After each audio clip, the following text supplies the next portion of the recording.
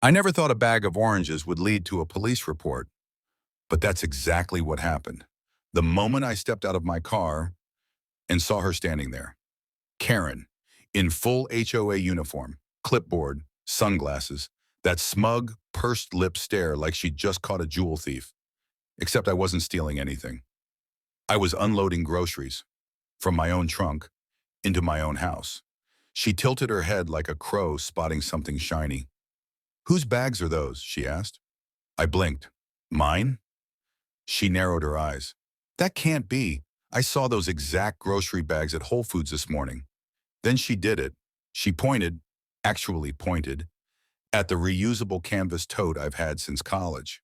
And before I could even blink, she pulled out her phone and dialed 911. "I'd like to report suspicious activity," she said. "Possible theft. Ongoing." I stood there stunned, eggs in one hand, almond milk in the other. She strutted right up the walkway and tried to yank the bag from my arms. "You can't just take what doesn't belong to you," she hissed. That's when I realized this wasn't about groceries. This was about control, and something told me she was just getting started. But I had a feeling by the time this was over, she'd be calling the cops again. Only this time, she'd be reporting herself. 3 months earlier, I moved into Cedar Ridge, a quiet, tree-lined suburb that looked like the American dream on a postcard. Big oaks, clean sidewalks, birds chirping like they were paid to do it. The house? Perfect.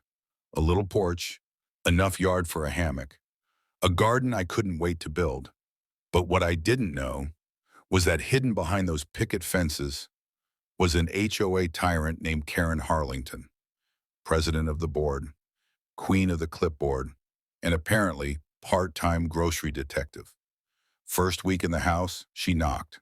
No cookies, no welcome to the neighborhood, just a laminated rulebook and a single sharp warning.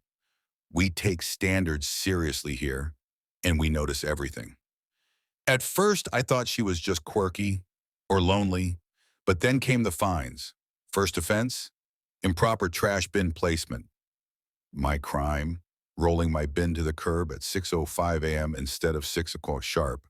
Next, unapproved welcome mat. Apparently my doormat, which read "shoes off, wine on," was too informal. Cute? Yes. HOA approved? No. Still, I played nice. I smiled, trimmed my hedges when she said they were growing suspiciously aggressive. But the grocery incident? That was a whole new level. When the cops arrived, yes, actual cops, she met them with a clipboard of evidence. Photos of me unloading my trunk, a printout of the grocery bag brand, even a receipt she claimed had blown into her yard. The officers? Baffled. They asked me one question. I said, "Yes, I bought my own groceries." They turned to her and said, "Ma'am, that's not how property works." But that wasn't the win. No, what rattled her was that she'd lost control. And Karen, she doesn't lose well. The very next morning, zip-tied to my door. Violation notice, unauthorized transport of goods through common area, in bold red. Apparently, Karen had now redefined my driveway as shared HOA property. I laughed until I saw the fine, $275. She wasn't letting go. Tuesday, my mailbox was sealed shut with a neon orange sticker that read, "Property hold." The post office? Never heard of it. Wednesday, a letter from the HOA. I was in breach of the charter for engaging in unauthorized commercial grocery distribution. Let that sink in, because I carried too many bags of food into my own house. Saturday, I came home to 3 people, clipboards in hand, literally inventorying my groceries on my porch. Karen stood nearby, barking orders like she was running a crime scene. "We believe some of these items were purchased with the community's emergency grocery fund," she announced.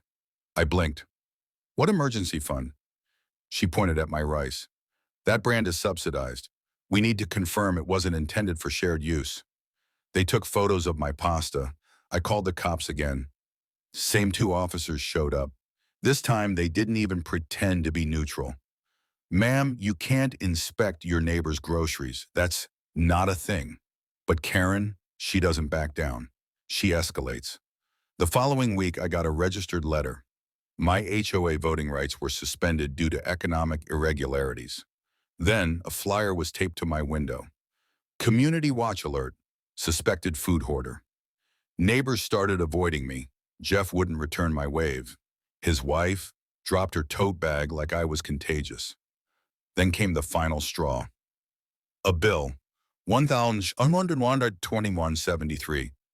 Reimbursement for shared groceries wrongfully withheld. She'd officially lost her mind, and I'd officially had enough. So I did what she didn't expect. I got organized. I started digging into HOA bylaws, into Karen's background, into property records. And that's when I found it, the crack. Karen didn't even live here full-time.